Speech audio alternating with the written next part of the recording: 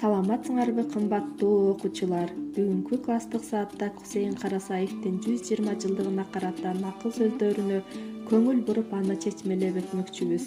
Кусейин Карасаев 1901-жылы 5-ноябрда Түп районуна караштуу Кең Суу айылында жарык дүйнөгө келген. Кусейин Карасаев Кыргыз Совет тилчиси, улуттук туңгуч лексикограф жана лексиколог, филология илимдеринин кандидаты, профессор, Кыргыз Республикасынын илимине эмгек сиңирген ишмер. Кусейин Карасаевдин накыл сөздөрү жана айрым сөздөрдүн түшүндүрмөлөрүнө көңүл буралы.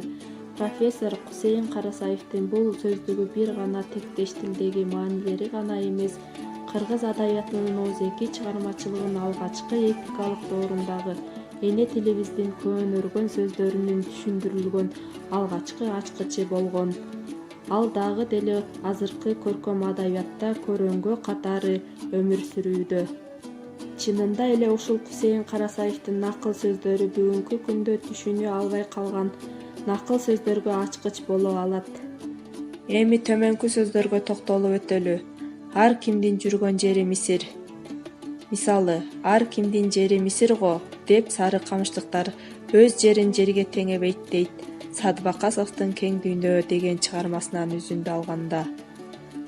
Бул эми ар кимдин жашаган турган жери Жыргал деген мааниде.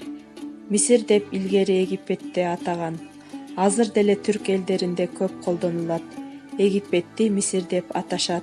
Чыгыш адабияты жана жомоктору кыргыз элине да белгилүү болгон. Ал жер абдан берекелүү, жашоого ыңгайлуу жер деп кыргыздар даңазалаган.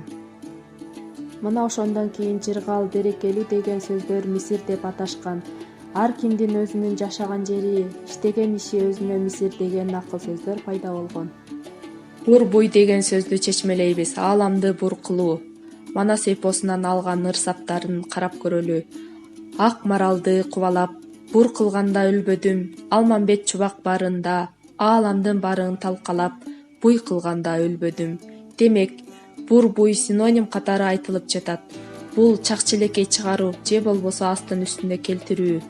Бул накыл сөздүн ичинде кыргыз тилинде бур жалгыз учурабайт. Сөз кылуу деген менен ээрчишип жүрөт. Күндөлүк турмушта бур деген сөз буй деп калыптанып калган. Эки жаш бала менен кечке буй болдум деген сүйлөмдөн байкоого болот. Ак тилек деген сөздү алалы. Биз муну турмушубузда абдан эле көп колдонобуз. Чыныгы жакшы ой, чыныгы таза дегенди билдирет. Мисалга алсак, ак жараткан, ак дала, ак бата, ак иш деген сөз айкаштарын колдонула берет. Тилибиздеги кыргыздын нукура ак деген сөзү жогорку сөздөр менен аралашып аноним болуп калган. Эми ай туяк чалуу деген сөзгө токтололу. Бул эми Манас эпосунда көп колдонулат. Эгерде эпосту окуп жаткан учурда ушул сөздү учуратып калсаңар, эстеп эсиңерге салсаңар болот. Бай Жакып менен Карахан ай туякка бээ союп, ак саргыл башы кой союп, 6 күнү мал союп дейт бул ырсаптарында. Ай туяк чалуу деген жакшы тилек тилеп, жылкы союу дегенди түшүндүрөт. Мындай учур көбүнчө чоң жеңиш болгондо, кудалашып сөөк болгондо, аш тойлордо жана башка көптөгөн тойлордо колдонулуп келген. Ак жазганын көрөрмүн. Бул эмнени түшүндүрөт?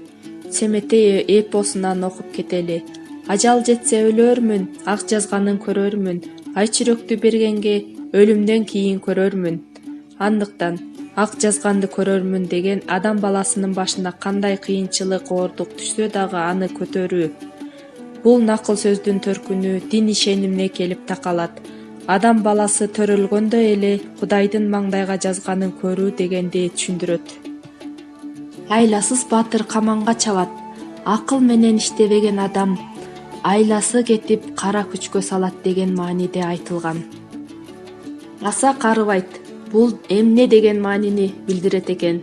Негизи Карасаев сөздүгүн китеп текчебизге коюп, күндө колдоно турган китебибизге айландырсак, биздин лексикабыз мындан да байып, сөз түшүнүгүбүз кеңейип болчу. Аса карыбайт, алтын чирибейт деген макал бар. Андыктан чечмелениши, өлгөн адамга көз көргөзүү, жакындарына кеч болсо дагы барып жубатуу деген мааниде айтылган. Ат бороюн сыдырып. Биз көбүнчө Манас эпосунан көп кездештиребиз. Манастан мисал келтирели. Эми күн батыш көздөй өтүшүп, келберсип көк жал эр Манас ат бороюн сыдырып, келе жатат кыдырып. Ат бороюн сыдырып, абды ойду кыдырып, бүт жер бетин сыдырып. Жер жүзүн бүтүн кыдырып дегенди билдирип турат. Демек ат бороюн, абдырой деген сөздөр иран тилинен ооп келген. Ооз-эки келгендиктен эки түрдүү тыбыштык кеп аталып калган. Фарс тилинен эфтирой, эфти бет, рой жүз деп аталат. Андыктан жер жүзүн кыдыруу деген мааниде түшүнөт экенбиз. Эми биз бул сөздөрдүн маанисин түшүнүп алдык. Деги эле турмушта колдонулган түшүнбөгөн сөздөрдү же болбосо текстти окуп жатканда Манас эпосун окуп жатсак көп сөздөрүбүз бизге түшүнүксүз. Ошону түшүнүү максатында Кусейин Карасаевдин акыл сөздөрүнө кайрылсак болот. Мындан сырткары Кусейин Карасаевдин «Миң түркүн суроого миң түркүн жооп» деген китебинен түшүнбөгөн суроолорубузга жооп таба алабыз.